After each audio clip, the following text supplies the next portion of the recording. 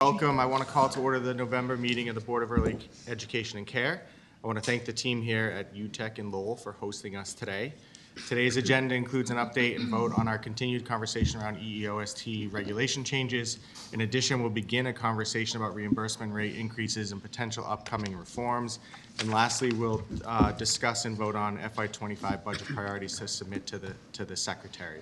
I want to thank you all for being here, and for those watching at home, thank you for your patience as we start. We just had an opportunity to visit and tour UTEC here, and feeling very inspired about the work that you're doing. And so I wanted to just introduce and turn it over to CEO Greg Croto to tell us a little bit, and those watching at home, a little bit about what you're doing here at UTEC. Awesome. Yeah, no, thank you. Thanks to the board for joining us. For all those who are listening at home, my apologies for making you wait. That's all on us at UTEC. We can talk for a long time. But I just want to, again, thank you for joining us here, but also for all the work you do and all the leadership. And Commissioner, I know we've had a long-standing partnership, and so thank you again, Paul, Secretary, and the rest of the board. I'll give a really brief in terms of UTEC. So we were founded back in 1999 by a group of young adults who wanted to have a safe haven here in Lowell. And we started with a grant of $40,000. And from there, because of all the work our young adults and our staff along the way, we're now going into our 25th year. We serve about 700 young adults over the course of the year.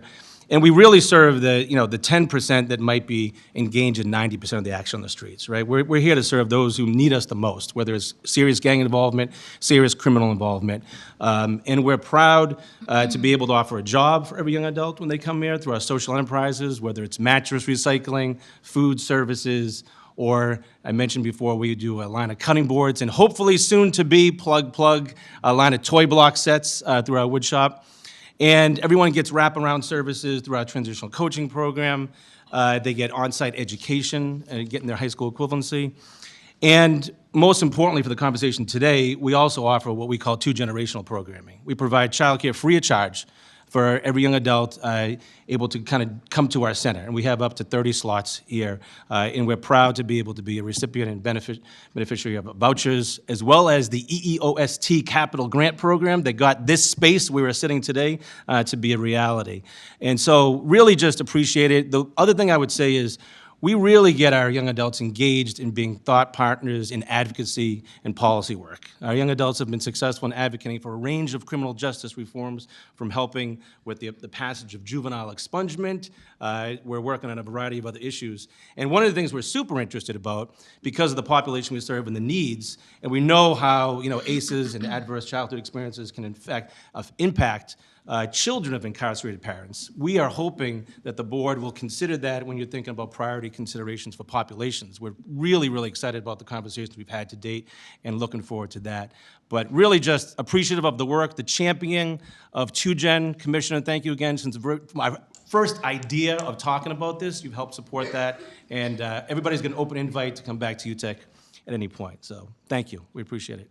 Thank you, Greg. And struck in the similarities here, and just listening to you and your team, I think for the work that the board's been doing, the EEC team's been doing, has really been about centering children and their families at the core of all decision making. And I could tell just by our tour, meeting with, listening to members of your team, that you guys follow that same thing, and just reducing every barrier you possibly can to lift people up to their full potential. Awesome. And so please extend our gratitude and thanks to not only the team members that we met today on the tour, but the extended team for the work that they're doing in this community, and it sounds like in other communities as well. Awesome. Thank you. I appreciate it. Just adding my thanks, Greg, for our years of partnership, and early childhood education is the ultimate 2Gen intervention, as well as an equity intervention, and you're doing that work every day, helping those young kids get ready and close the opportunity gap for them, and enabling their parents to move up on the economic mobility ladder. So you are walking the walk here, and we are so happy to be here to learn about it and to continue our partnership and support. Awesome. Thank you. And I look forward to seeing you all at the breakdancing class later on. Starts promptly at like 3:30, Secretary? Yes. All right. Thank you all. Thank you. Appreciate it. Okay. Thank you. And with that, I'll turn it over to the Secretary for some opening comments. Yeah, at our last meeting, I gave fair warning that the comments were going to, or the length of the comments were going to depart from my typical brief offering of comments. I'm going to go back to being brief. They were pretty lengthy last time, and I think I'm just going to go off script altogether. I've got some notes here, but just want to express my appreciation to Greg and UTEC for all that they do. I am so inspired. I want to echo what you said, Paul, about what we saw on this tour just now. Last week, I had the good fortune of being on a panel with Commissioner Kershaw at Roxbury Community College talking about equity work and the work that the administration is doing to secure representation in higher education. And someone asked a broad-based question about our task, our charge, our vision, and I talked about our work as really being centered in creating the condition for young people to realize their dreams. What I just saw here is exactly what I'm talking about. All of the young men and women that they work with and serve have dreams, and they are creating the conditions for them to realize those dreams. And so I was just really touched, really moved by what I just saw, and gonna leave it there, I think. Thank you. Thank you. Commissioner. Great. Thank you, Secretary, and that was indeed an honor to be on that panel at Roxbury Community College with you. I want to start with a couple personnel updates. As I announced last meeting, but she's here to meet you all today. Catherine Harvell has joined us as our Chief Operating Officer. Catherine, can you raise your hand so the board has a chance to meet you and our community watching as well. Our new Chief Operating Officer joining us most recently from the Executive Office of Health and Human Services. I'm like fully integrated into education now.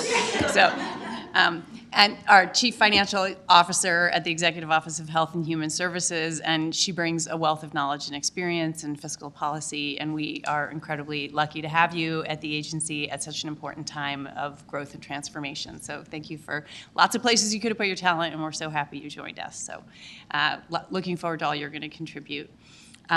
Also excited to announce Ashley White as EEC's new research director, most recently joining us from the Mass Taxpayers Foundation. And many of you may remember Ashley was on the other side of the table presenting her incredibly impactful research, which she's done across a number of areas in the early education and care field, a real depth of expertise in translating meaningful research into action, and our first ever research director. So continuing down the path at the agency of being really committed to data-driven decision-making and good evidence-based policy, and Ashley is going to make an incredible contribution to that as we continue to partner with MTF and their important work. So welcome, Ashley. We're so happy to have you.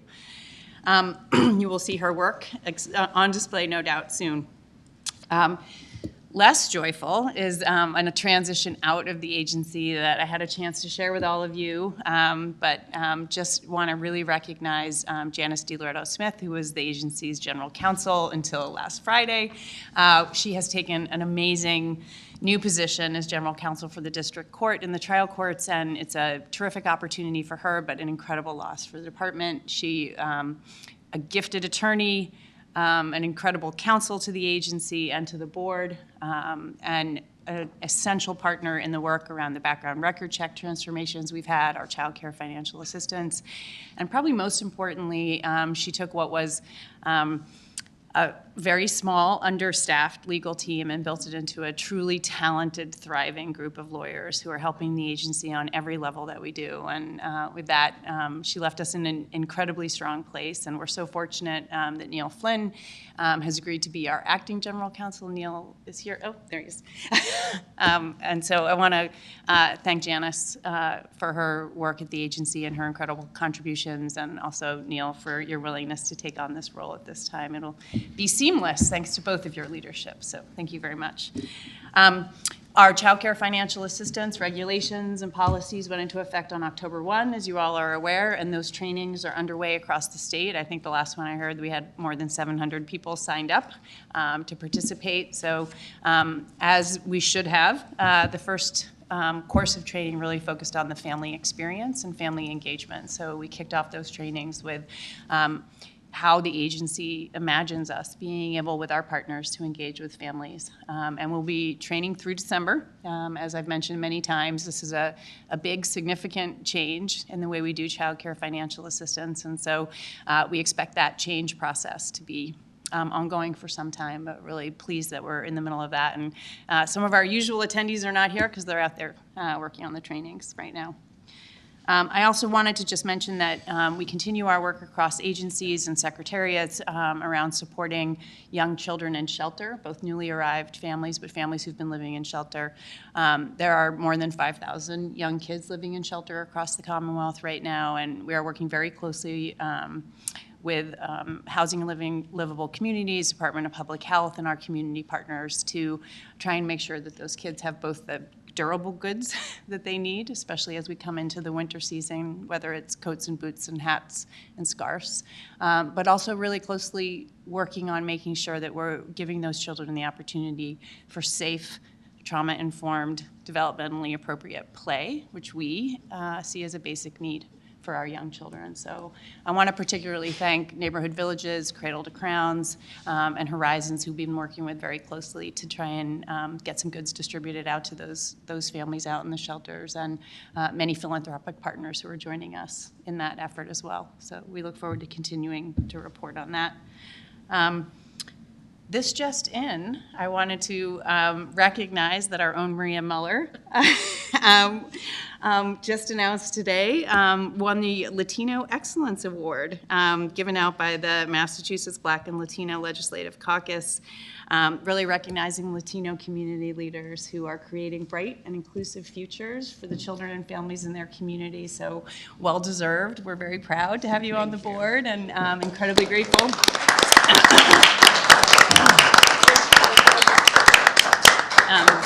And incredibly grateful for the work that you do in Lawrence, but also here as a board member.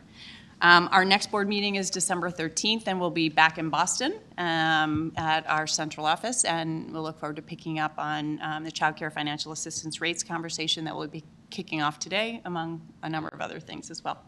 So thank you. Thank you, Commissioner. On behalf of the board, I do want to welcome Catherine and Ashley and Neil to your new acting role.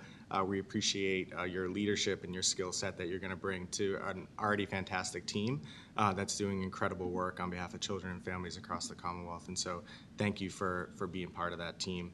And I also just want to publicly, because I'm sure she's watching, on behalf of the board, thank Janice for her leadership while she was here. I will just amplify and echo all of the wonderful things that the commissioner said, but not only was she working on behalf of the agency, but on behalf of this board, and making sure that we worked as effectively as we possibly could and giving us guidance when needed. And so grateful for the partnership with Janice and wish her the best in her next step as well. And so just wanted to publicly thank her on behalf of the board. With that, we'll move to routine business. We have before us the minutes of the October 11th, 2023 board meeting. Any additions, corrections, or edits? Hearing none, I make a motion to approve the minutes of the October 11, 2023 board meeting. Can I have a second? Second. Second, Nikki, thank you. All those in favor say aye. Aye. Opposed, say no. Any abstentions? George is noted as an abstention. The minutes of the October 11th, 2023 board meeting are approved. Next, we have... We should just note that Jamela Lee is joining us remotely. yes. At 2:30. Okay. Yes. All right. Next, we have in front of us a motion to approve, adopt, and file the Department of Early Education and Care's annual legislative report for calendar year 2022. Any additions, corrections, or edits to this report? All right. I'll just note for the yeah. board an apology that we're getting this to you so late in the year. So this is a calendar year 2022 report, and we're asking you to review it. But for many of the new members on the board, we hope it was helpful in catching you up on the work from 2022, and committed to getting you this year's annual report a little bit earlier in 2024. Awesome. With that, I'll make the motion that the Board of Early Education and Care, in accordance with General Law, Chapter 15D, Section 3G, hereby approves and adopts the annual legislative report for calendar year 2022, and will forward the report to the Secretary of Education, the Secretary of Administration and Finance, and the clerks of the House of Representatives and Senate, who shall forward the same to the Joint Committee on Education. Can I have a second? Second. Maria, second. And I will call a roll on this. Dr. Sager, Yes. Cheryl Travers. Yes. Maria Moeller, Yes. Secretary Tutwiler, Abstain. Nikki Ruiz, Yes. Stephanie Carrington, Georgia Tanasoff. Yes. And the chair votes yes as well. Motion passes. And now I will turn it over to the commissioner for items for discussion. Great, thank you so much. I'm going to ask that Jocelyn and Jose Mendez and Neil Flynn, all of our esteemed EOST team. And, sorry, go ahead. No. If while you're doing that, if I can just acknowledge, we did not have anybody sign in for public comment, so I apologize if I missed anybody, but I do want to acknowledge that the board did receive public comment, and it has been submitted to the board prior to the meeting. So thank you. Sorry about that. Oh, absolutely. So you will recall, and happy to have you all introduce yourselves again, although I think the board has now become familiar. So at last month's meeting, we talked a little bit about the Early Education and Out-of-School Time Capital Grants Program. This program has existed since 2013 and has invested in amazing facilities across the Commonwealth, including the one that we're sitting in right now. The Healy Driscoll administration has authorized an additional $4 million for this capital grant program, which we're extremely excited about, making it just over $10 million for the current fiscal year and for the next 3 fiscal years. The final FY24 state budget also included an additional $15 million coming out of the Fair Share funds for capital investments. So at last month's meeting, we talked a little bit about our EOST strategy. I'll remind you that during COVID, the agency, that capital grant program had for many years really focused on very large-scale grants, so big, large-scale renovations. And during COVID, there was a shift to support smaller grants to make sure that we were creating healthy environments and spaces for kids. So a lot of HVAC systems and outdoor play spaces. And those smaller grants have been really successful and important in transforming facilities across the Commonwealth, and also reaching more programs than we were able to reach previously. So at last month's meeting, we talked about a strategy, now that we have additional funds, of maintaining those small grants, but also returning to doing some of the larger scale grants, and a regulatory change that we need the board to take in order for us to be able to do that on a permanent basis going forward. But we also have these additional $15 million in funds for capital improvements. And so I've asked the team to come and kind of share the broad strategy around capital improvements, that both the EOST expansion to 10 million and the action we're going to be asking you to take, as well as how we intend to move forward with that 15 million to create greater access to a broader number of programs, and also reach additional families and children through these funds. So with that, I'll turn it over to you, Jocelyn, and your team. Thank you very much. It's a pleasure to be here again to talk about this and to be able to talk broadly about the capital investments that we're able to support at this point, as the commissioner described. So first, we're focusing in a little bit on the EOS program, so the Early Education Out of School Time program. Just as a reminder, this was a capital fund that was created in 2013 by an act financing the production and preservation of housing for low and moderate income residents. And it was reauthorized in 2023. So we've had this funding and been granting it out for quite some time. We do this in partnership with teams from the Community Economic Development Assistance Corporation, CEDAC, and their affiliate, the Children's Investment Fund, or CIF. And it focuses in on providing these funds to not-for-profit programs that serve at least 50% of their slots with children who are eligible for child care financial assistance. And we've had the ability to administer up to $50 million in funds. And over the last, since 2013, I'm not going to do the math, we've awarded over $58.5 million to various programs for both small and large grants, depending on which time period the programs came in. These are the awardees for this past fiscal year. You can see it's a range of organizations. Again, these are smaller grant awards. This was a year where that was our focus. And it allowed us to provide funding to around 20 organizations across the state, with about 2,500 licensed slots affected by this funding. So I think we're very proud of the fact that we were able to have such breadth of impact. And I'm going to turn it over to Jose to start talking about where we are at the moment.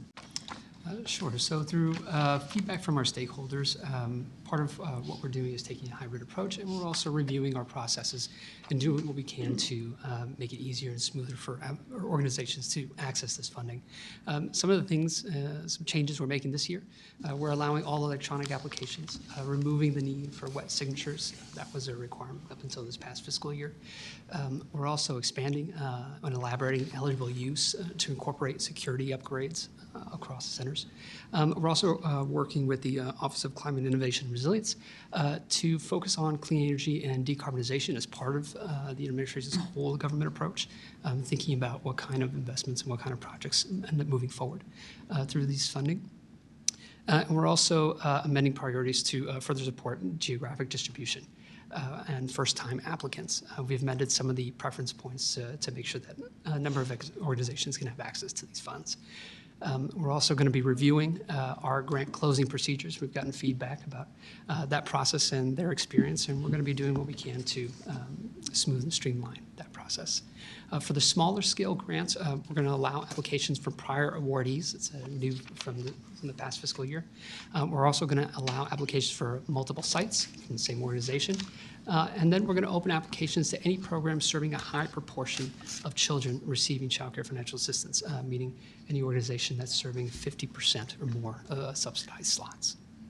So I just want to reinforce, and you might need to speak up a little bit. I don't know if I'm folks sorry. in the, can really hear you all, but we have heard that it can be challenging in terms of participation in the program, and so we are working very closely with CDAC and the Children's Investment Fund to try and kind of update and modernize the program, kind of the same way we've been doing across the agencies, taking a look at everything we're doing and from the user experience and trying to understand. So we heard a lot about some of the restrictions that were in the grant that were keeping some of our smaller programs from being able to participate, or potentially, we had limits. You could only limit it to one site, and obviously if you're going to do safety and security upgrades or greening efforts, we want you to be able to do it at multiple sites. So the additional funds this year really enable us to make some changes that can open it up a little bit broader, try and have a greater geographic reach to the program, and the additional funds that we're going to be putting in, both from the EOST additional expansion funds and also from the Fair Share funds, allow us to also open this up for childcare programs that are for-profits, but are serving a high proportion of kids with childcare financial assistance or low income. So really important, kind of making sure that we're reaching as many programs that are serving our kids as possible. And that restriction in the EOS program has kind of kept those programs out in the past. So both broadening the eligibility, making priorities for some of the things that we want folks to spend on, like security and safety, as well as making sure we have a broader reach. So thank you to the team for all the work you've done to get these changes. We anticipate there'll be further sort of opportunities to improve the process and make it easier for our users. Definitely. Thank you, Commissioner. So as far as childcare facility investment planning, we'll be using EOST funds as well as Fair Share funds to.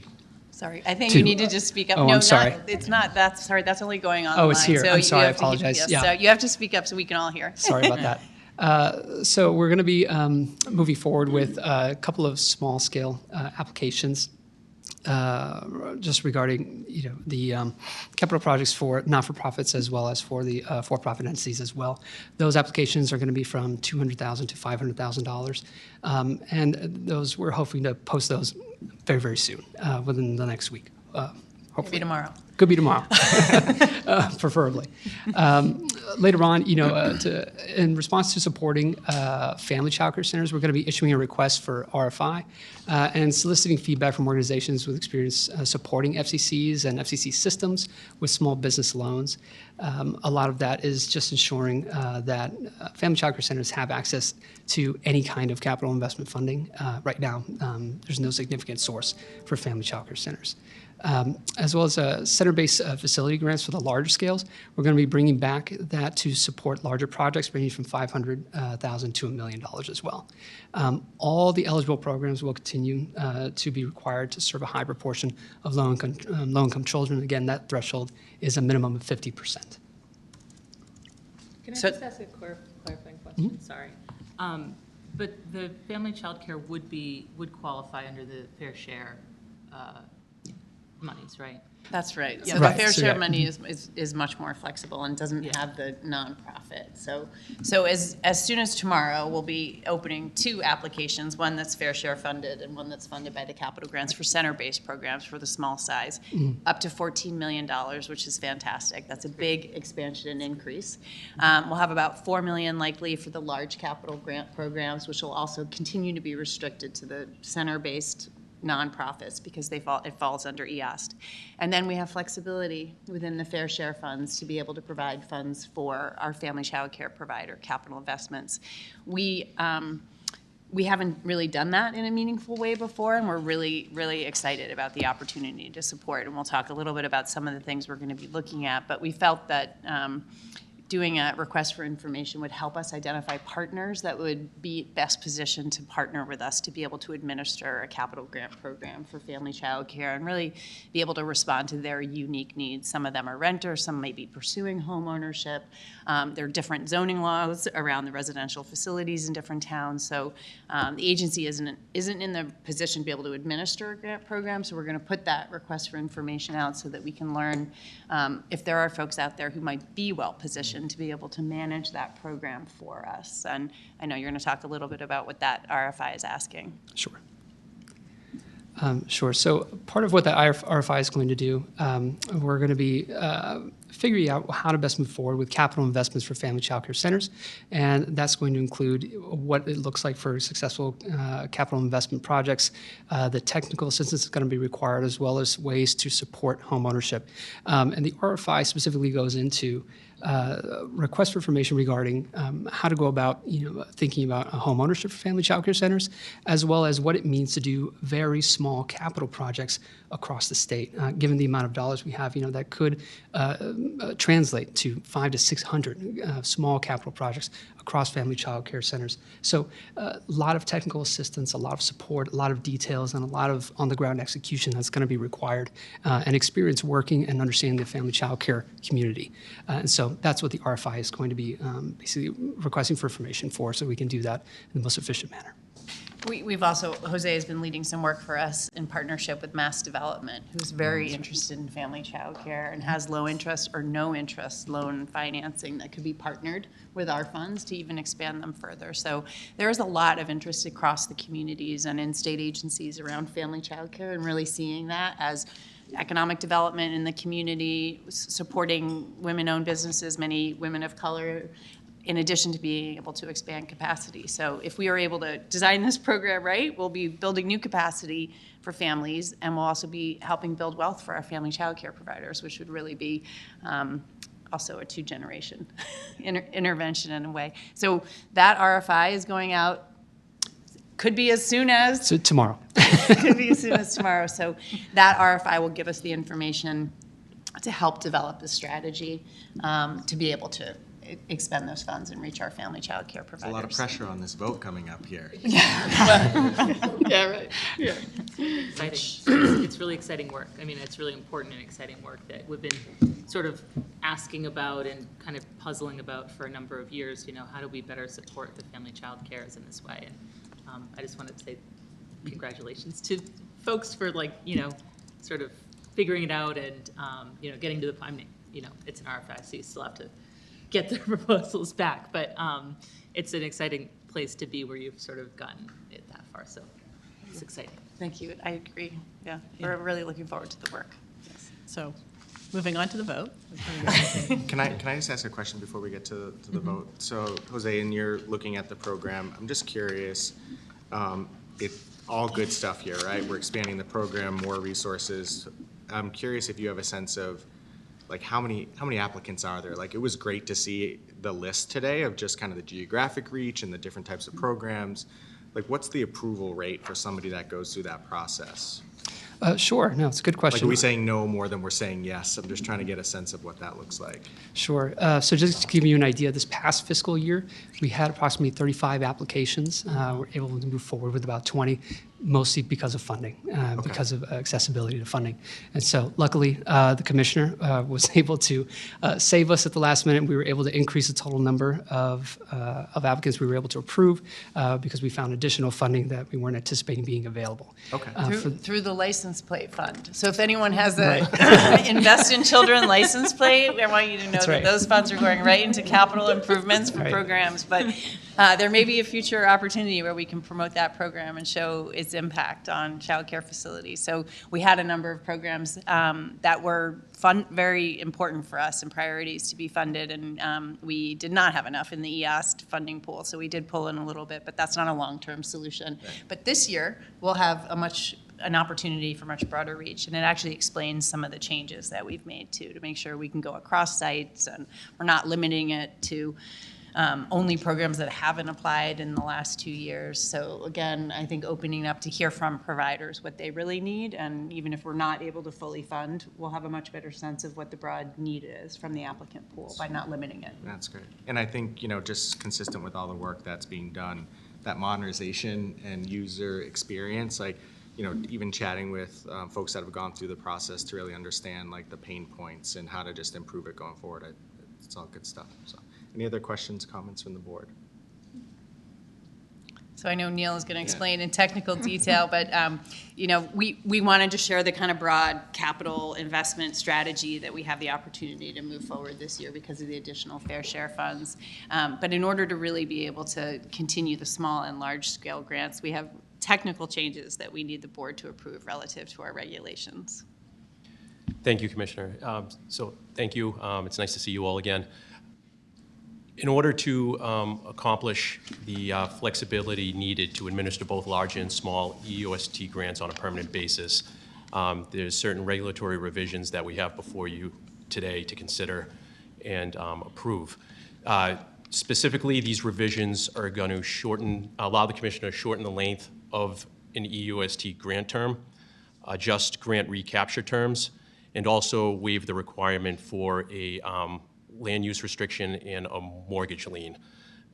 These are, again, all in an effort to accommodate the administering of smaller grants on a permanent basis.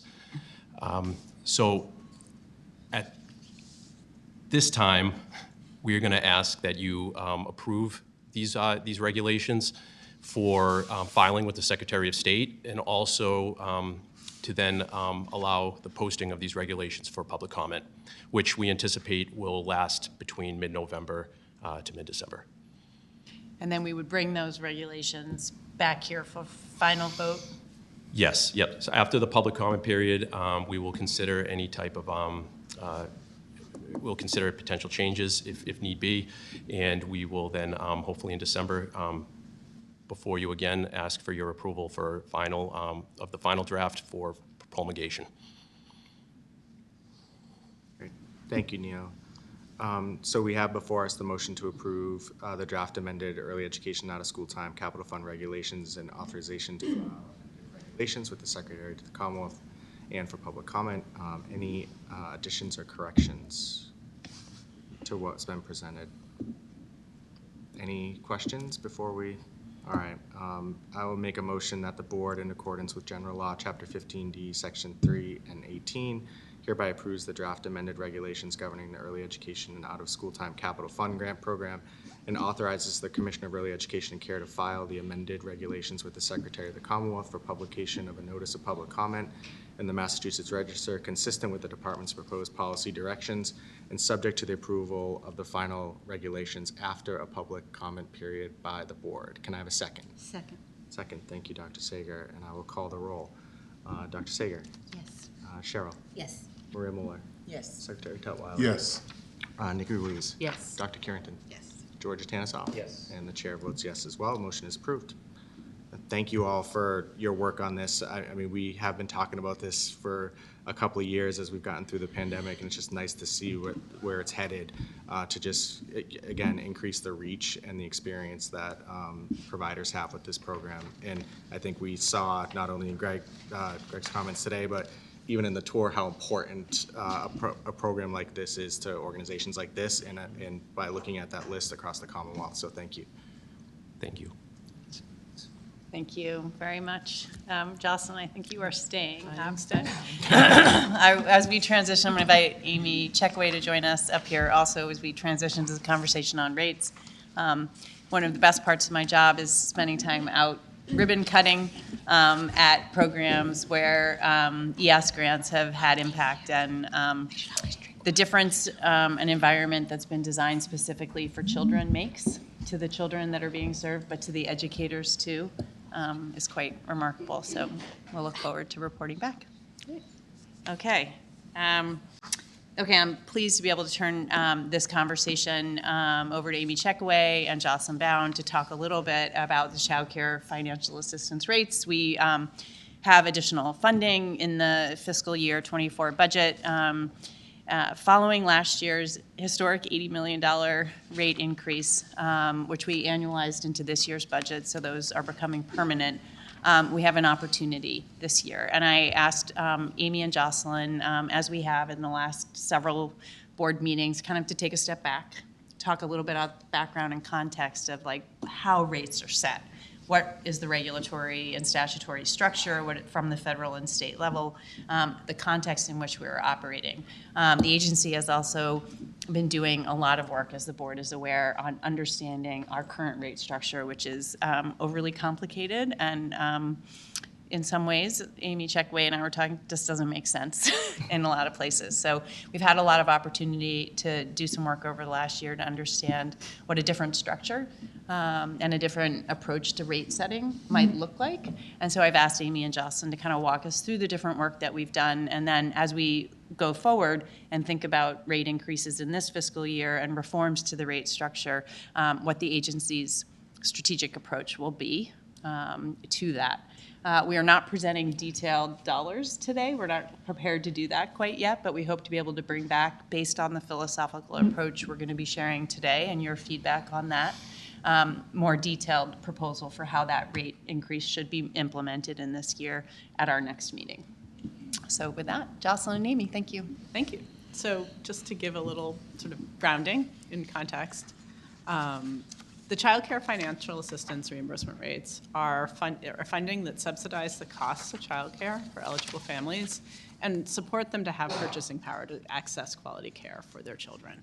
And EEC does that by reimbursing programs that serve these families at a daily per child reimbursement rate. So we set the rate that we reimburse programs at. The reimbursement includes a parent fee that parents are required to pay, and that depends on the parent's circumstances. And the EEC then pays the difference between the parent fee and the overall rate. So each program gets the same payment per slot, and that's what's set with our rates. And those vary by program type, child's age, the location of care, and the type of care, and are driven in part by the equal access provision of the federal regulations that govern our financial assistance policies.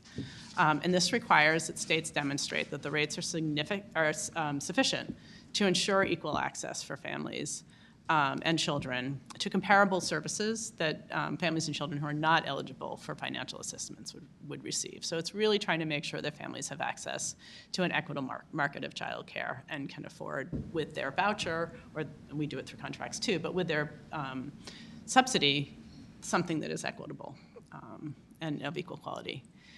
States historically and traditionally and still are required to conduct a market rate study to understand the range of rates that are available across different regions, across different care types, and across different types of services, and understand where the rates that we set fall in that distribution. The 75th percentile, so sort of falling up near the top of that distribution, has been the goal that has been set for many years. And then the Office of Child Care, the OCC, also periodically sets a sort of a floor that's acceptable to them. And at this year, they set that at the 50th percentile. Jocelyn, can you just describe that in terms of family? So what the 75th percentile means is that what they would like is that our rates enable, for a parent to be able to buy into 75% of the programs, or 3/4 of the programs that are being offered in the community. Mm-hmm. right? Yeah. You say it better than I do, but, or, You said it. It's about access. It's about the extent to which, if you assume that, programs are going to take, that are going to want to sell their services at a certain rate, and you're coming with a voucher that provides a certain payment, you want that voucher to be sufficient that the majority of the programs will accept it. so sort 3 out of every assuming, 4, yeah. theoretically, Yep. based on a survey of the market, right? Recently, there's growing recognition that the market rates are driven by what parents can afford, and they do vary depending on the income levels of families in different communities. They tend to be lower, not surprisingly, in lower income communities, and that they aren't always commensurate with the costs of care. So there's been increasing attention, we've talked about this at prior meetings, and the importance of also understanding the cost of care across different communities, and thinking about setting rates that recognize the cost of running a program and the ways in which costs vary, not just the way the market rate varies. And so there is also an option to propose an alternative methodology. In lieu of doing a market rate study, states can now propose an alternative methodology and focus the rate setting more on the cost of care and less on meeting targets in the market rate. And Amy will talk a little further about that, but that is something that we have submitted. We did conduct in 2022, as required, a market rate survey, and we found that our financial assistance rates were largely below the 50th percentile for most regions, age groups, and provider types across the Commonwealth, and that they range from about 14th to the 60th percentile of the market rate in center-based programs, and the 7th to the 61st percentile in family child care. I think, Commissioner mentioned that we then had an historic rate increase in response to that. And I think, with collaboration with the board and direction from the board, we thought about ways to use the funding to both create a broad base across the board increase for all regions, age groups, and types of care, so everybody got an increase, but also to target some particular increases in certain particular regions, age groups, and types of care that were below the 30th percentile. So really trying to bring all of our rates up within a narrower range from the perspective of the market rate. But we were also asked by the board to continue the work and not stop there, but think about the ways in which we could use information from the market rate study and also conduct a cost analysis to further assess our regional structure, the way the rates are organized, as well as the extent to which our rates are meeting programs' cost of care, and to report back to the board. So part of what we are doing now is coming back to you with some of the thinking that has come from that work. And as I mentioned, we are also working with OCC to propose an alternative methodologies to build that approach into our rate setting in the future. So we thought it would be helpful just to put some of our many current rates in a table to sort of show where we ended after the rate increase from last year. So this table, as you can see, shows our current reimbursement rates by region and by provider type. And there's the dollar amount, and then the amount in the number in parentheses below each of the rates indicates the market rate percentile. Just to explain. And I do also want to point out, because it can be very confusing, that so Region 4 and Region 6, which are currently called Metro and Metro Boston. Region 6 is really the city of Boston and a few surrounding towns and cities. And Region 4 is sort of the ring, the greater Boston metropolitan area, so sort of the ring of towns and cities surrounding Boston, just so it's clear. The green shading in this table shows currently which of our rates are at or exceed the 50th percentile. So it is a bit over half, which is actually a lot of progress that we were able to make with the rate increase last year. So I think 19 of the 36 rates here are currently above the 50th percentile. And just for some historical context, I looked back at some of our previous market rate surveys and sort of where rates were at. And this actually does show a lot of progress compared to many years before us. For example, in 2008, 3% of our rates were above the 50th percentile. In 2015, 7%, and then in 2018, 26%. So although there's still room and opportunity for progress here, I think compared to where the agency's been in prior years, we have again made significant progress. And as I think we discussed with the board at some point this spring, and as Jocelyn mentioned, the Federal Office of Child Care notified states in April that the 50th percentile is really an expected threshold for states who are still using market rate surveys, which is currently most states as their approved methodology. So as we think about our approach, we're keeping an eye on that as one of our goals. But as was mentioned before, and as we'll talk more about, we're sort of trying to take a multi-pronged approach to meet multiple goals with the opportunity we have before us this year. We have made some other progress, so just wanted to talk through some of the milestones that we have achieved in the past year. As you know, we completed and have now published on our website, if you want to go under the reports part of EC's website, in partnership with the Center for Early Learning Funding Equity, a comprehensive cost study, and they developed very detailed cost models. And so that work has been completed, and again is really going to be informative in our approach this year to understand what it costs to operate a program. And they developed separate cost models for center-based programs and family child care programs. As was also mentioned, we submitted an alternative methodology proposal to the federal government in early October, and I'll give a little bit more of an update on that in a few minutes to really be able to move forward. I'm still likely tracking and keeping account of market rates because that is important information, but really using costs to drive decision-making about rates.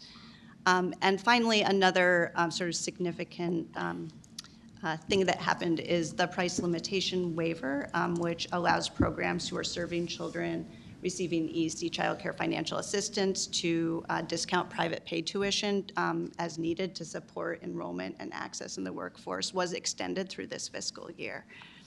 So that's just another important lever that, again, is impacting programs and relevant to rate setting in general. I just want to make sure I explain for board members who are hearing about the price limitation. Please. For the first time. So it's a state law that a vendor can't charge the state more than it charges a private pay client, right? So if you're going in and buying a hat, you can't charge the state more than you would charge Dr. Sager to go in and buy that same hat. In a functioning market, that law makes a lot of sense. In a market that's not functioning, that law doesn't always make sense. So the impact for our programs, for example, of us increasing our rates. So we're going to increase our rate up from $97 a day to $105 a day. Then that means they have to raise the rates on everyone else in that program. And that can outprice low-income families that are maybe eligible for our child care financial assistance but not receiving it, or potentially $2 or $3 above the income threshold but still at a very low income. So if a program is serving many kids with our child care financial assistance, but also many other low-income families, as soon as we raise our rates, this rule means they have to raise the price for everybody else so that everyone is getting paid the same. And many of our programs are doing private fundraising. You've heard some of them talk about that, or discounting funding for their staff and other folks that they're trying to serve from the community. And so for this price limitation waiver means we can raise our rates and get those additional funds out to programs without them having to raise it for everybody else in that program if they're operating in a community or they're serving, families from that community with low incomes who don't have our child care financial assistance. So it's actually a very important impact on affordability for families. And we are operating right now under a one more year of a waiver, but we are working closely, and the Healy Driscoll administration has been committed to finding a legislative solution to make it permanent. So we look forward to working with our legislative partners to try and bring that sort of permanent waiver into place for affordability for families. So, sorry, Amy. No, thank you. That That's was a quick great. question. Go ahead. So I appreciate that this was extended, and it's a really important step. And I know that some providers still do raise rates, like once they are getting a certain rate for a certain type of child, they just raise rates across the board. So do we have any information about across the state how the increases in rates that we're paying have impacted the market rates? Have we seen, I mean, I have a very small, I know what I see. I'm a parent, and I see, places increasing their rates. But I don't know if we know, like, across the state, is that the norm or not? Have things kind of held steady? Yeah, it's a really good question and good point in terms of how EEC's rates may be interacting with sort of the tuition also charged to families. We have asked some questions through the C3 survey, not about that specifically, but more generally in terms of trying to get a sense of the extent to which programs are raising tuition, how often, by how much. I don't have that information at my fingertips right now. We also, again, have heard anecdotally that especially programs serving some kids in the financial assistance system and other vulnerable families, they're really trying not to raise tuition, but it's obviously challenging with rising costs generally. So I think it is something to keep an eye on, and we can also bring back some more information if that's helpful. Great, thanks. Please. I just have a quick follow-up too. So with the price limitation waiver, is there a sort of threshold in which the number of children receiving EEC that the program must serve before it is allowed to have the waiver? Or is it just? Blanket waiver. Okay. Yeah. It's a state law, and so the waiver, which has been granted to the agency by the Operational Services Division, which has the authority to do that, basically waives that piece of the law for childcare, excludes us from that law. So without sort of further restrictions. And to clarify, the only fix is a legislative fix on that to make it permanent? Like, there's nothing the board can do, like, that's out of No, our, okay. yeah, Okay. right. It statute needs to be changed.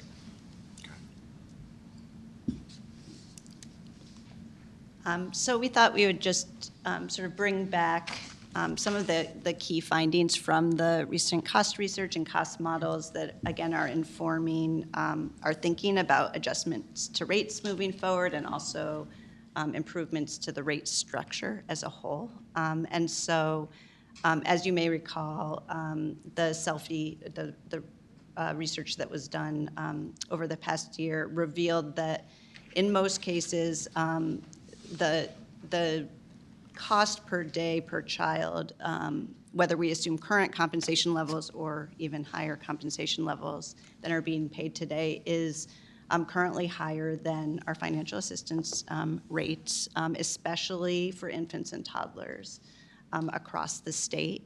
And we have quantification of that, which we decided not to share in detail today, but we do have that, and that's included in the report.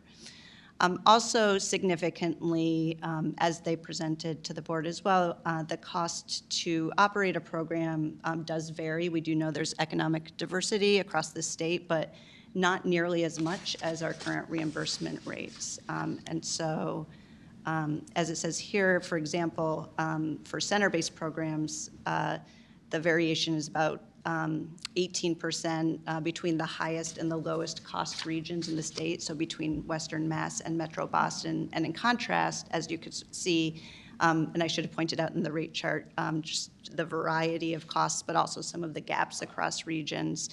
The current reimbursement rate, for example, in Metro Boston is up to 52% more than the rates for the western part of the state. And so that's something we're doing a lot of thinking about as we think about how to make adjustments moving forward. So when I think about this, you sort of imagine that the market can bear a certain level of prices based on probably housing and the income and the folks who are living there, as Amy said in the beginning. So the way price drives our rates is like this, where Western Mass is down here and Boston and Metro Boston are up here if we use price. But when you use the cost data, what you see is that the costs are much closer together than the prices would show you, which is why we're coming back to share some of the cost study findings, because we need to be understanding the market and using that information.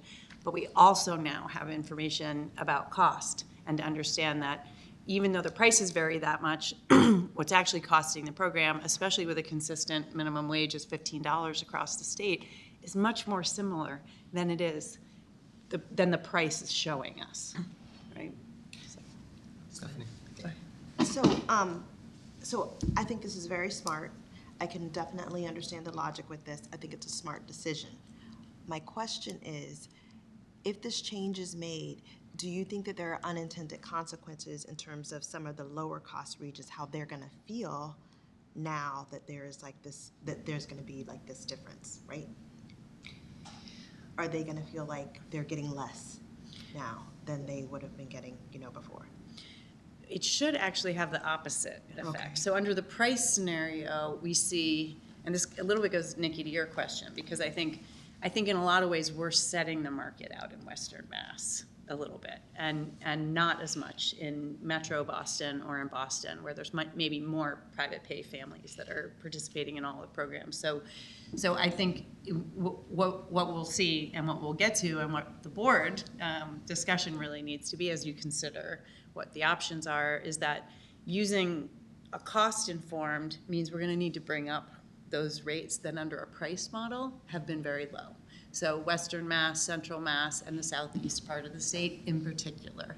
And so we will get to this part, but I think, where we want to go is to use this information to help level the playing field a little bit more across the state. And the cost information gives us an opportunity to see that there are some inequities in the way the rates are being experienced by providers and therefore by the families who have access to those programs or don't.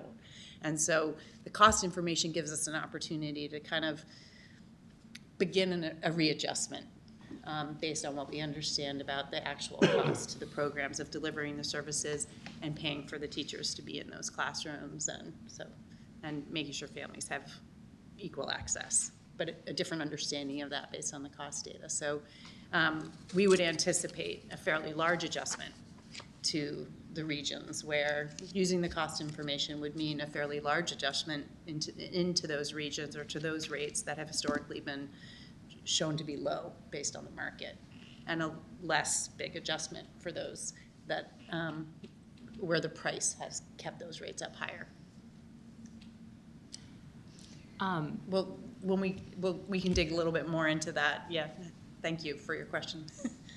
And maybe this is something that we'll get to, but so it's interesting to know that the geographical difference isn't actually as much in the cost study. What about the difference between center-based and family child care? Are we seeing that there's like such big difference in terms of the cost of operating like on a per child basis? We are seeing similar gaps in terms of the gaps between our rates and the costs, although the costs are somewhat different in each of those settings. And again, it was really important to us in the cost study to be thoughtful and think about family child care a bit differently. But we are seeing sort of, again, similar kinds of gaps, especially for infants and toddlers between costs and rates there. The rate structure is a little bit different for family child care as well, and so it doesn't differentiate quite as much. We have like under 2 and over 2, Yeah. As you know.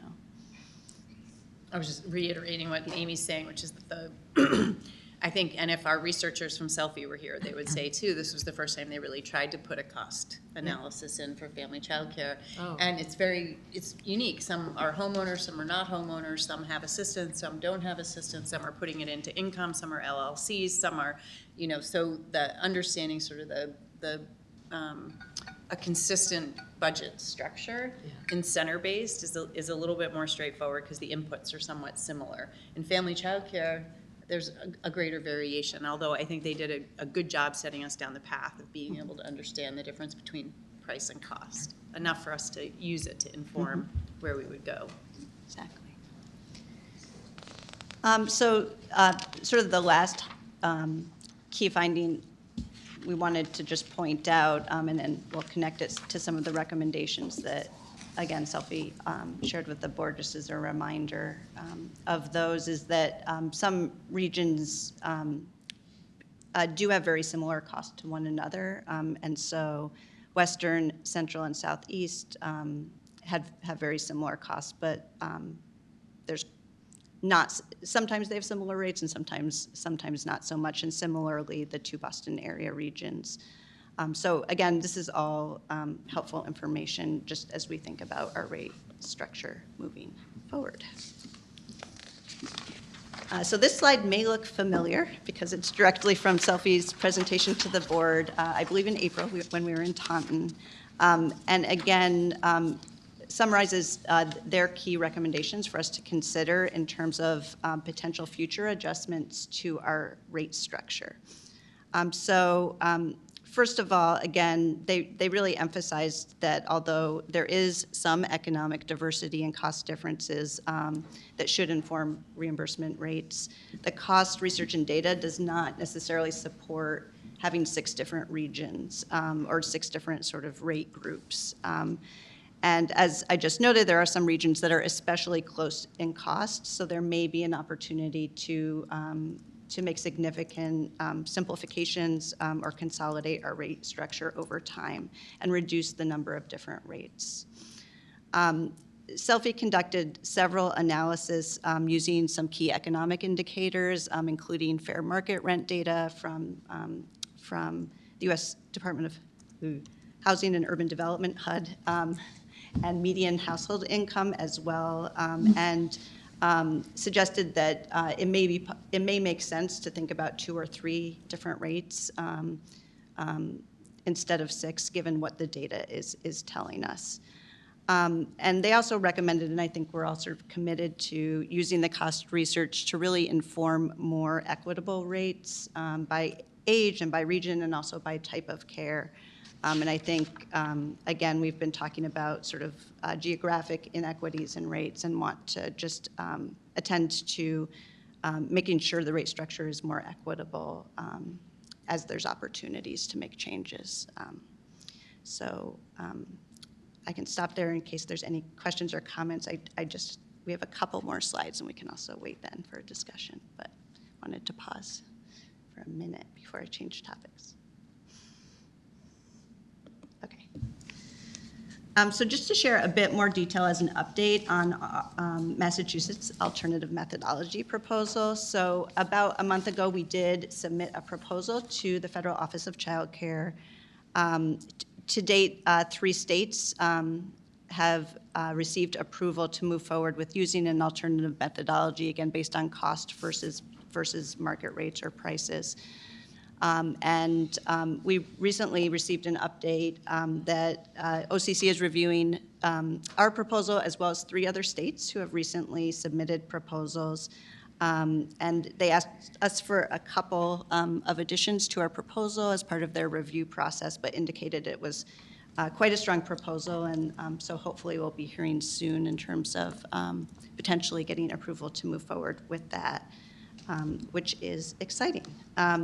It is worth noting that the Office of Child Care does not currently have sort of a threshold or an expectation like the 75th percentile of the market rate that it uses to evaluate rates in terms of providing equal access to families, but they have communicated that they do plan to set a metric by July of 2024. So we don't sort of know what that will look like, but we'll definitely be paying attention to that. And if our proposal is approved, the next step would be, and it would be expected that we would move forward with working with an external research organization to, again, likely starting with the cost models that we already have, but continue to make improvements, refinements, to them, build them out a bit more, and also make sure they're updated with the most recent data. And that would, again, sort of inform our work moving forward, so. So Amy, the OCC had not used cost at all, had just used market rate. So we, along with the other 3 states, are in the vanguard and suggested it to them, or did they have some idea about that? So there has been an expectation for some number of years that states are looking at costs, sort of, but in a more narrow, not quite as comprehensive a way as part of. So I think, but yes, in some ways we're on the forefront or in the front in terms of moving forward with that as our main methodology. And they like that. They are strongly encouraging states and territories Yes. to Makes sense. pursue that, and in fact have given some flexibility to states who are pursuing it in terms of, again, this next step of data collection that we'll need to do, so.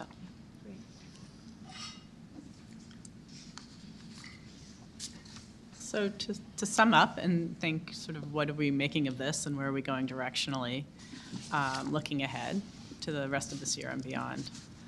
First of all, we want to recognize that there are rising operational costs across the state. We recognize this. We understand that programs are struggling with this consistently across the state, so we do want to think about how we can use a portion of the funds that we have for increases, for across-the-board increases, across all regions, program types, age groups. But also want to recognize all the information that we just talked about and the lessons that we've learned from the cost study, and think about ways in which we might consolidate the number of different rates we have across regions to more meaningfully reflect the differences in cost, and as the commissioner said, sort of bring up people and make the distribution a little bit more equitable across the states. It's the market rate that drives the largest differences, and doing it in a more cost-informed way would bring programs together and kind of bring up those that have been underserved to some degree by the market rate approach. And we also want to think about the extent to which the rates are designed to cover a significant portion of the cost. So to really think about, like, what is it that we need to provide programs to operate, and where do we want the rates to fall in that. At the same time, we do recognize that, the primary purpose of the market rate approach and its strength is that it does focus on ensuring that families have access to a significant portion of the market. It makes sure that families have choice and that they have the option of attending the same programs that everybody else does. So we do want to continue to pay attention to the market rate and think about the ways in which we can continue to move to meet or exceed the 50th percentile, not just because the OCC is telling us we have to, but because we also think that that is something that is important as well. And finally, we want to recognize some of the lessons that we've learned over the years on the tiered rate structure. And hearing from programs that you really need the funding to invest in quality, to build your program's quality, that getting paid after the fact is not sufficient to get programs to quality.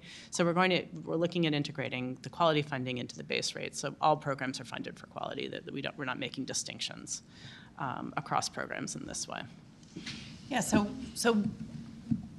we are going to come back in December with a more concrete proposal that shows exactly, we may bring a couple options for you to consider that will pull on these sort of 4 key strategies, pushing them together, which is not that easy. So the team's working up a couple sort of options about what would it look like if we use those indicators of, to consolidate some of the rates, to simplify, to level the playing field, to make these kind of one-time adjustments or maybe 2-time adjustments that will get us to a more an ability to see where we are around costs across the Commonwealth, reform some of the structures in the way they are, in the way they're currently working. I think we have something like 96 rates. So we have these like add-ons that for infants, and that's a very complicated administrative process. So I think what we want to do is kind of pull a package together for you to consider next month that uses the funding and the research that we've had to put a package of reforms in place that would help achieve these sort of 4 goals intertwined. And the reason we sort of say 24 and beyond is it may not be just like a 1 year, we may be going further in thinking about where we want to get to.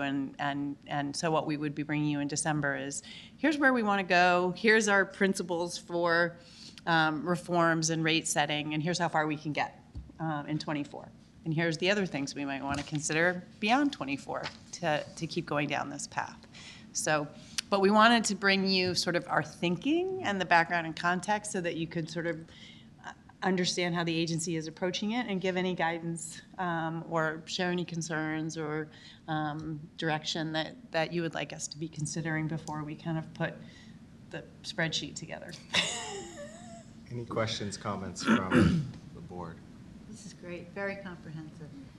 Appreciate that. I would just add, and I think this is probably obvious from the things I've already said, but it would just be great to know the impact of like significant rate increases on the market, on the childcare market, since especially in some places we are such a big part of the market, and understand how that works so that we can better understand the balance that we should be thinking about in terms of what should go into rates and what should go into something else like C3 and other supports that we provide. So just I know we've talked about this before, but just as a reminder. I think it's a really important reminder that rates are one piece of what we're trying to do. And one of the reasons that C3 has been so important and so transformative is that we are not going to rate our way into really true equity and access and affordability for families, which is why C3 plays such an important role. We have to press both levers. Yeah. Purchasing power for families in a way that doesn't disrupt or make the market unaffordable, and then support for programs that provides that kind of financial stability and affordability and quality investments and teachers. Yeah, and ultimately, like, hopefully finding ways to, like, press the market down a little bit for families. Just knowing that all of our families are really struggling to afford the care. Right, use every tool we have Yes. to make sure that we're addressing affordability Yeah. while not doing it on the backs of the teachers Yes, in the of course, classrooms. of course, Right, of course. right, It's right, a exactly, which huge I think balancing act, is yes. about how we put the different funding levers together in a different way. Great, thank you. Any other questions, comments? I just have a Yeah, go comment. ahead. Yeah. Thank you. Just, you know, hopefully, it may be an obvious consequence, but I feel like this is exciting because simplifying the rate system and just the system in general would hopefully result in additional providers to join or accept subsidies for their programs, which will in turn result hopefully in higher access for families and, you know, a lesser complicated system, or less of a complicated system, I should say, so that more families have more options in terms of childcare availability. So I am excited about that. Obviously, there also needs to be some sort of very careful consideration that while we're trying to simplify, we don't simplify too much where we forget differentiating communities that need additional considerations, I guess, you know, and make sure that we don't simplify too much where equity then is dissolved. We want to make sure we have meaningful differentiation, that where there is a difference in the rates that we're paying, there's a purpose and a meaning to it, or data and research backing it up. And I think your other point, Maria, is really important, and definitely a piece of our puzzle is we want to pay more and make it easier to do business with us. So more programs are interested in participating and serving the families that have childcare financial assistance, and that's definitely a piece of the goal here too. Thank you. I mean, to see the journey of this conversation since when we started it, I just want to thank you guys for your leadership. And, you know, I think every vote we take is meaningful, but I think setting the rates is especially meaningful. And so to take time today to ground us for what we'll see in at the next meeting for conversation, especially given the change that's part of it, just appreciate you kind of grounding us in that as we get our heads around what we might see in December a little bit so that we can make a thoughtful and meaningful decision on behalf of providers across the state. So thank you both. Thank you. Thank you. Thank you. And with that, we have one agenda item, but we are going to take a very quick break, and we will come back in about 5-10 minutes. All right, thank you. Before we adjourn, regarding FY '25 budget priorities. And so the board has in front of them a memo to the administration outlining the FY '25 budget priorities that are really oriented around the work that we've been doing around our strategic objectives, family access, program stability, program quality, workforce supports, and agency infrastructure. And, I've said often that, one of the great things I think about this moment that we have in this sector is that the partnerships are real, and, we all come from different perspectives and different seats and offer different points of view, but it's all in service of providing high-quality education and care for children and supporting our families in the best way that we possibly can.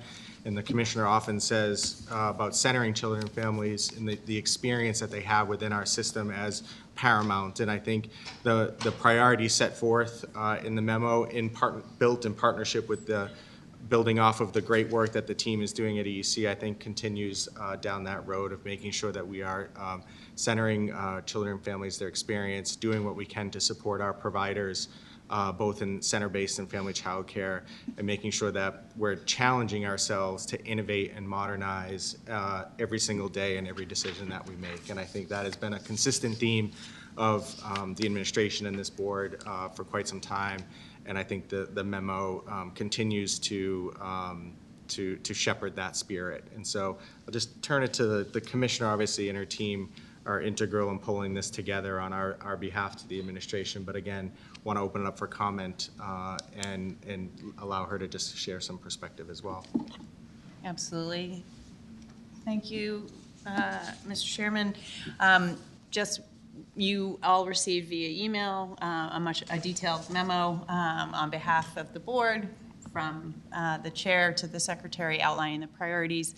As the chair said, these build on, and you have now the 2022 annual report, as well as our board meeting over the last year. So we've been fairly consistent in terms of the levers across the system that we've been trying to continue to press to create greater equity, access, affordability, and quality. And so the priorities that you see represent the strategic initiatives, but as we have recognized over the last year, each initiative or funding investment often crosses more than one strategic investment. So as a matter of formatting, we sort of have them organized by family access or program stability. But we know, for example, C3 crosses our workforce supports, our family access, as well as program stability.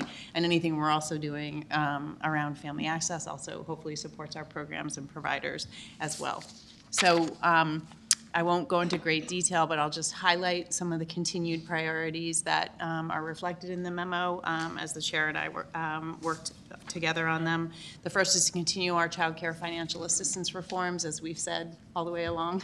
It's going to take some time, but what we're really trying to do is build a strong foundation to make it easier for families to access and retain services, and we will continue to do that in the hopes that there'll be opportunities for bringing additional families into the services. We are up at about 58,000 families receiving child care financial assistance, and we know there are about 20,000 families continue to be on the waiting list, and that's at the 50% of state median income. So we know there are additional families who could benefit from access to these services, and we will continue to focus on making that programs as accessible as possible in preparation for the opportunity to expand to additional families.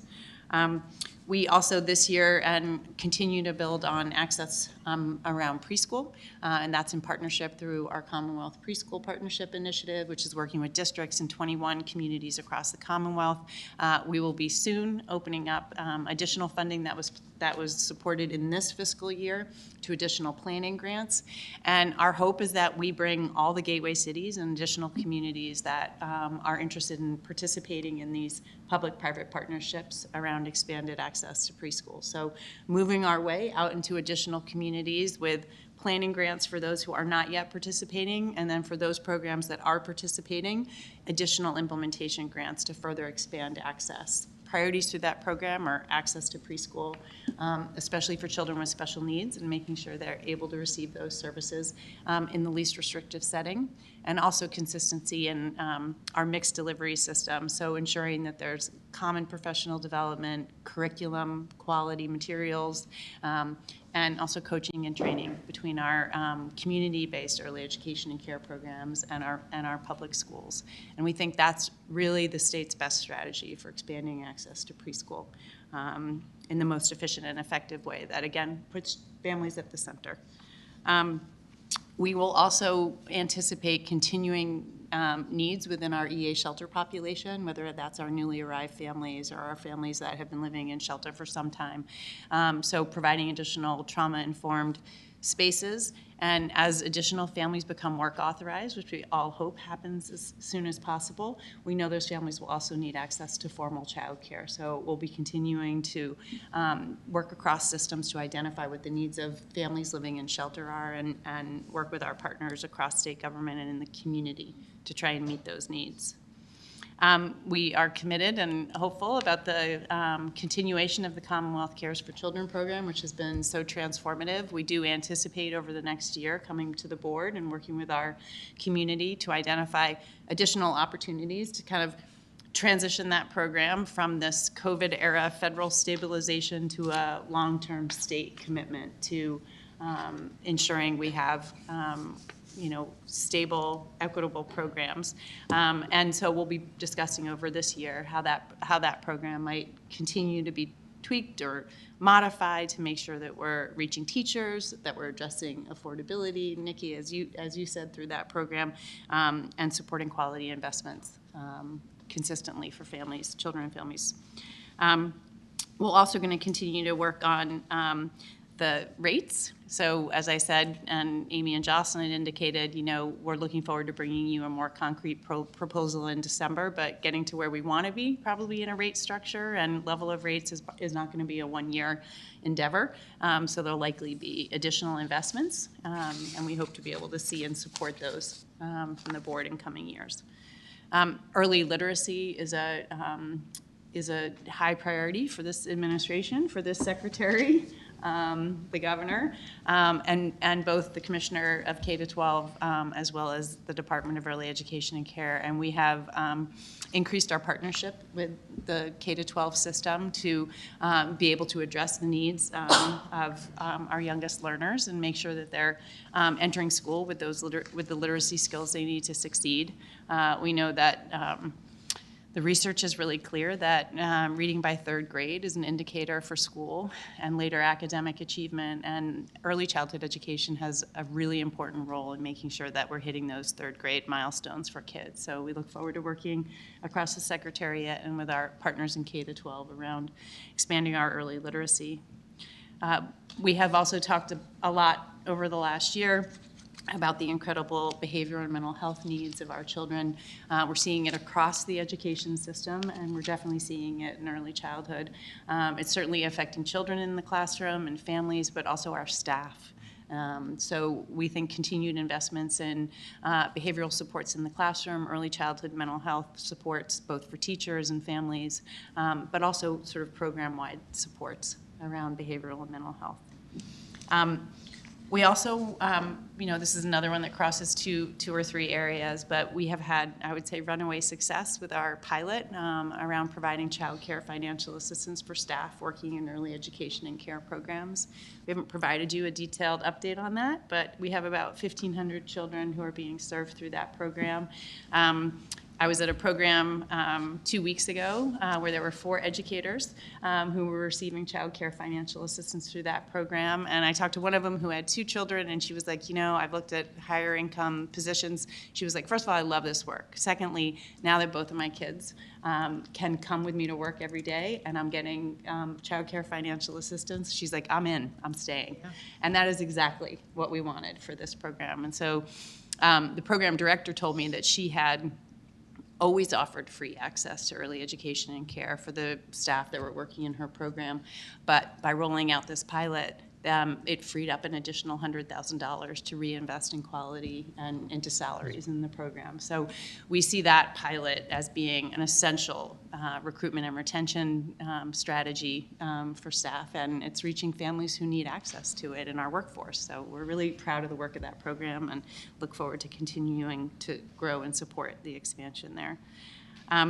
We also, as you know, have been looking at new strategies to try and recruit people into the field. This is one of them. If they have free access to early education and care, they might be interested in coming into the field. But there's other things like apprenticeship programs or supporting licensing or pre-licensing for family child care. So we've been really looking at that front door pipeline and look forward to continue investments and support there. And then finally, obviously, the agency infrastructure and the capacity to deliver on this work. And you see some talent going, but a lot of talent coming into the agency. And, people are policy, so that's how we're going to get the work done to continue to build the capacity of human capital, but also new IT systems and infrastructure.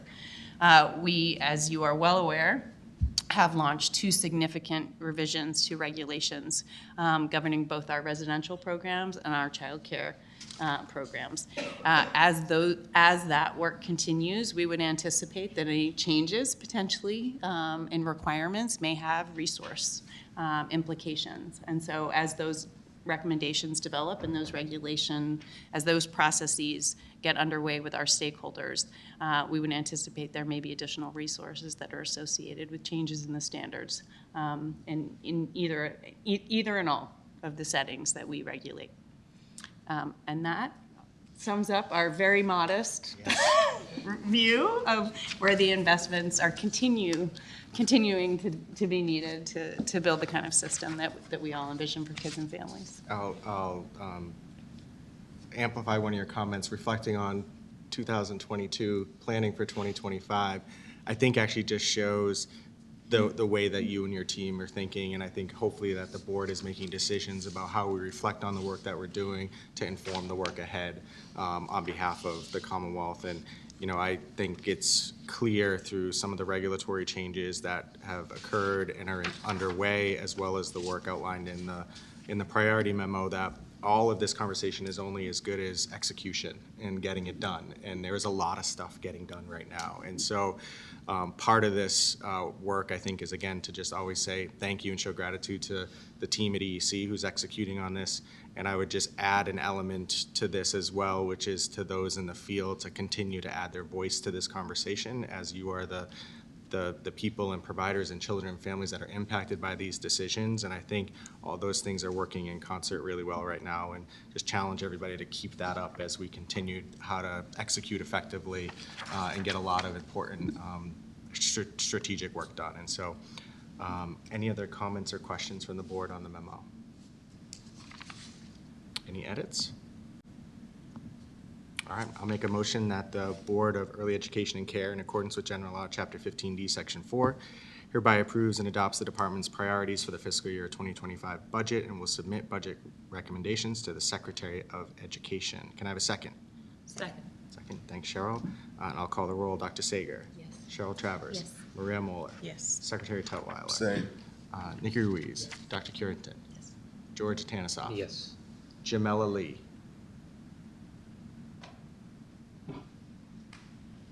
Jamela is on there. We will record her vote, and the chair votes yes as well. And so with that, I think our meeting has come to an end. I want to, oh, Jamela? We'll resolve that. Yeah, thank you, thank you. With that, just as our meeting comes to an end, I want to end where I started, which is gratitude to UTEC and everybody here in Lowell for hosting us today. I mean, I think it was great that we could not only see this great program, the two generation. Yes, can you hear me? Yes. We Yep, can. Yep. Can you hear me? Maybe she can't hear us. Yes. We can hear you, Jamela, and we've recorded your yes vote. Not only to see the two-gen approach, but just to see even some of our programs, the EEOST, the impact that has had, and then being able to talk about some of the changes that we made, and just the team that's doing great work here at UTEC. And so grateful for the hospitality and grateful to everyone for being with us today. And with that, I will make a motion to adjourn. Can I have a second? Second. Nikki, all those in favor say aye. Aye. Opposed say no. The November meeting of the Board of Early Ed is adjourned. We'll see you in December in Boston. Thank you. Thank you.